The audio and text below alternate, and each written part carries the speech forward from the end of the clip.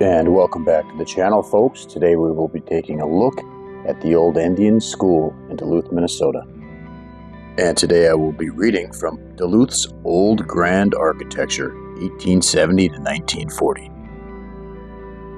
In 1890, anticipating further growth that indeed materialized over the next 10 years, Duluth built a monumental Romanesque revival school designed by Adolf A. Rudolph, who also taught technical drawing at Duluth's high school. Rudolph positioned the building at a 45-degree angle so that it would square along the points of a compass.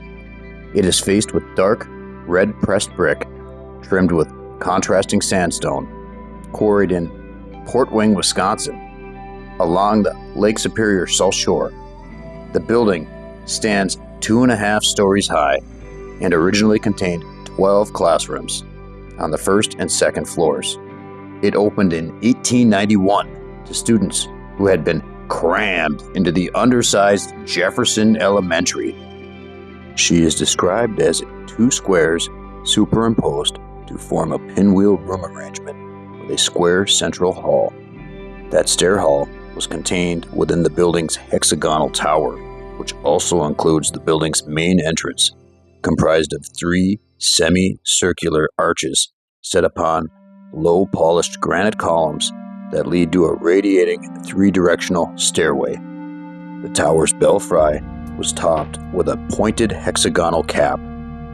Bricks set in checkerboard pattern adorn the gables on the unfinished attic level, from which several gabled dormers protrude. The building also features many intricate carvings, often executed in a circular motif. Endion School hosted students for 87 years before closing its doors in 1977. In 1970, vandals victimized its belfry, which subsequently led to its removal over safety concerns. In the 1980s, the school was converted into apartments.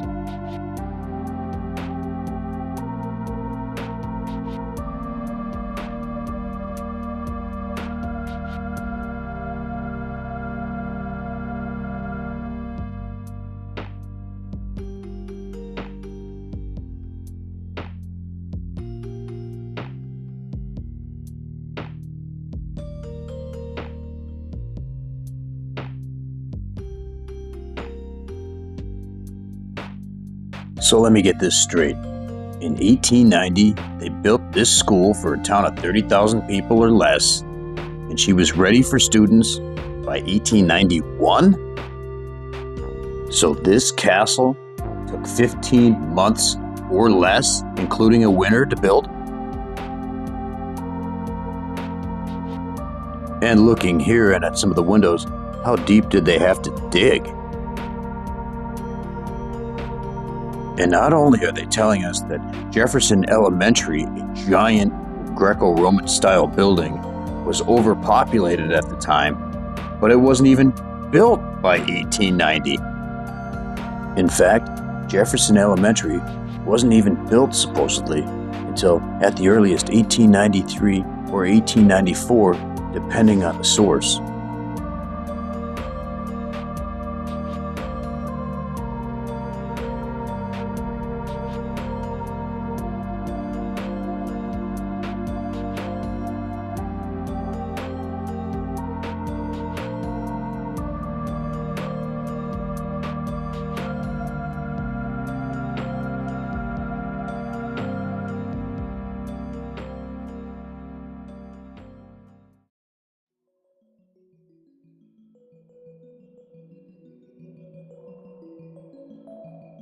Something I noticed here with the windows is the stones are different sizes, and in between the windows they actually have vertical stones that are one giant piece.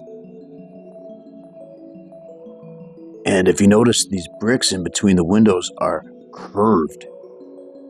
And also, the official narrative says that the sandstone was quarried 1 hour away by car, yet they achieved this somehow with horse and buggy in limited roads back in the year 1890?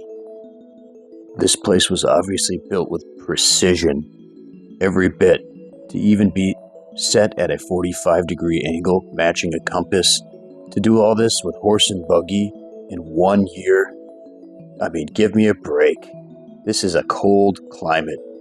But do you believe this? If so, leave your comments down below.